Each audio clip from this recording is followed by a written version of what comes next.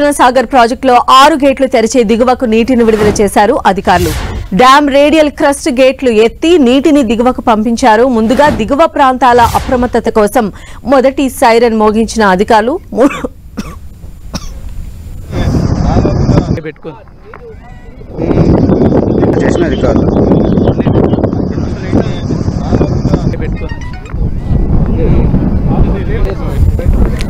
దిగువ ప్రాంతాల అప్రమత్తత కోసం మొదటి సైరన్ మోగించారు అధికారులు. మూడో సైరన్ తరువాత నీటిని విడుదల చేశారు. అయితే సాగర్ గేట్లు తెరుస్తున్నందున పరివాహక ప్రాంత ప్రజలను ముందుగానే అధికారులు అప్రమత్తం చేశారు. భారీగా పోటెత్తిన వరదతో నాగార్జున సాగర్ జలాశయం నిండుకుండలా మారింది.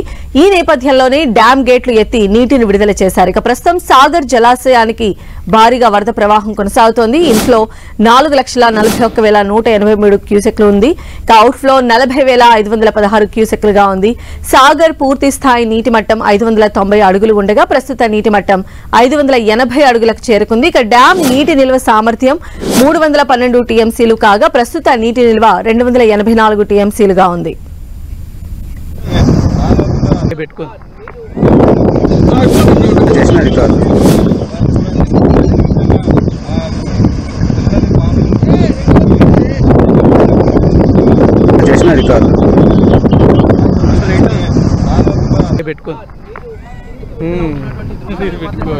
ఇక రెండేనా ఇప్పుడు రెండు అయిపోయింది.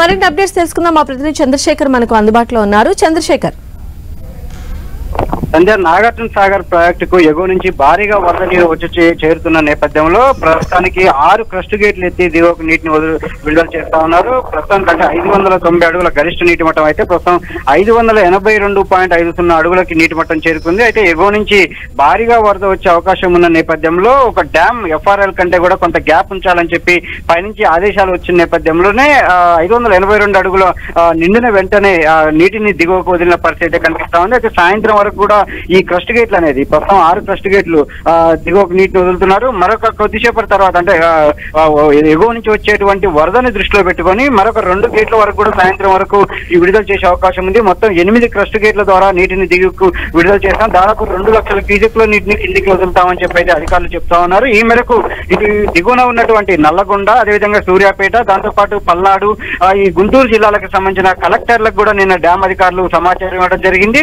ఇటు ప్రతి జిల్లా కలెక్టర్ కూడా అంటే ఏదైతే ఇటు కృష్ణా పరివాహక ప్రాంతాల్లో చాలా గ్రామాలు ఉంటాయి, చాలా మత్స్యకారులు చాలా వరకు వేటకు వెళ్తుంటారు. అదేవిధంగా రైతులు కూడా మోటార్లు కిందికి పెట్టుకొని అంటే ఇప్పటి వరకు కృష్ణా నది ఈ గత ఏడాది నుంచి కూడా పరివాహక ప్రాంతాలకు పెద్దగా వరద లేకపోవడంతో అంతా మోటార్లు లోపల వరకు తిప్పుకొని ఉంటారు. వాళ్ళందరూ కూడా ముందే అలర్ట్ కావడం కోసం నిన్ననే హెచ్చరిక జారీ చేయడం జరిగింది. అదేవిధంగా అన్ని ప్రాంతాలు కూడా అలర్ట్ చేయడం జరిగింది. దాంతో పాటు అన్ని జిల్లా కలెక్టర్లు అదేవిధంగా జిల్లా ఎస్పీలు కూడా ఆయా గ్రామాలలో ఉన్నటువంటి అంటే స్థానిక పోలీసుల ద్వారా, మండల రెవెన్యూ అధికారుల ద్వారా, అదేవిధంగా గ్రామాల్లో ఉన్నటువంటి అధికారుల ద్వారా టంకాలు వేయించి గ్రామాలలో కూడా చాటింపు వేయించాలని చెప్పి కూడా నిన్ననే ఆదేశించడం జరిగింది. ఆ మేరకు ఆ పరివాహక ప్రాంతాల్లో మొత్తం కూడా అలర్ట్ చేయడం జరిగింది. అయితే ఏదైతే ఎగువ నుంచి ఇప్పటికైతే వస్తున్న వరద నేపథ్యంలో ప్రస్తుతానికైతే ఈ రోజు వరకు 2 లక్షల క్యూసెక్ల నీటిని దిగువకు వదలాలని అధికారులు నిర్ణయించారు. అయితే పైన ఎగువ నుంచి వరద పెరిగిన నేపథ్యంలో ఈ ఇన్ఫ్లో అనేది కిందికి దిగువకు వదులుతున్నటువంటి నీరు మరింత పెరిగే అవకాశం ఉంటుంది. కాబట్టి దాన్ని దృష్టిలో పెట్టుకుని దిగువ ప్రాంతాలందరూ కూడా వచ్చే కొన్ని రోజుల పాటు కూడా అంటే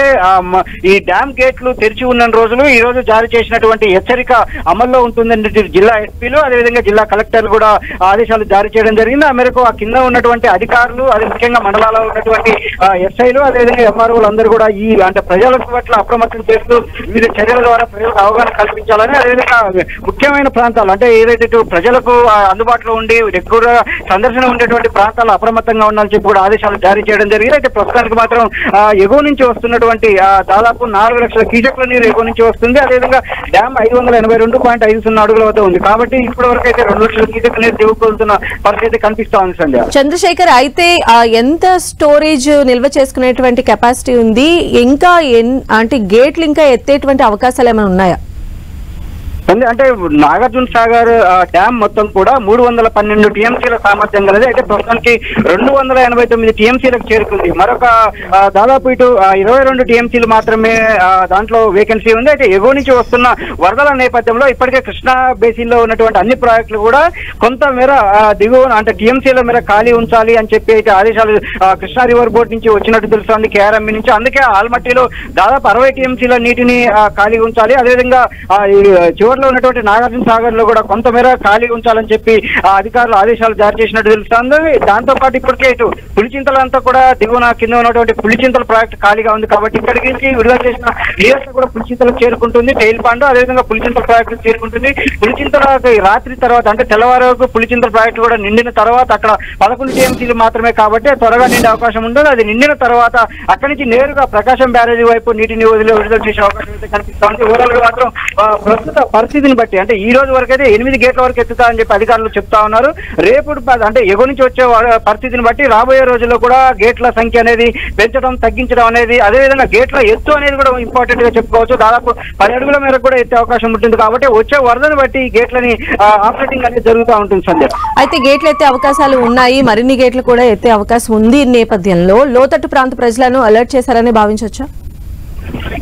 నుంచి కూడా నిన్న ఏదైతే డ్యామ్ అధికారులు గేట్లు ఎత్తాలని నిర్ణయం తీసుకున్న వెంటనే దిగువన ఉన్నటువంటి నల్గొండ, సూర్యాపేట అదేవిధంగా పల్నాడు, గుంటూరు జిల్లాలకు సంబంధించిన మొత్తం కలెక్టర్లకి సమాచారం ఇవ్వడం జరిగింది.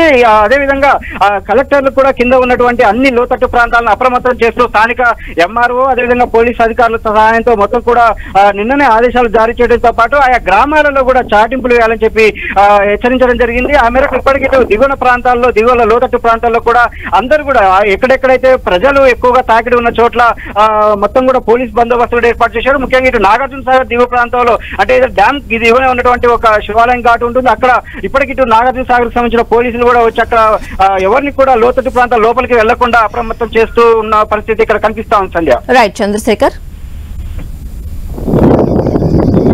చేసిన రికార్డు